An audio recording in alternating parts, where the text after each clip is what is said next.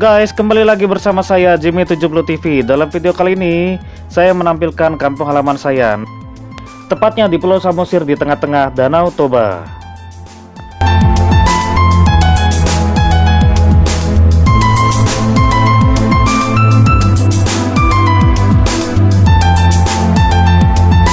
Nah, teman-teman bisa lihat sendiri, rumah tetangga di kampung saya letaknya sangat berjauhan dan berada di atas bukit.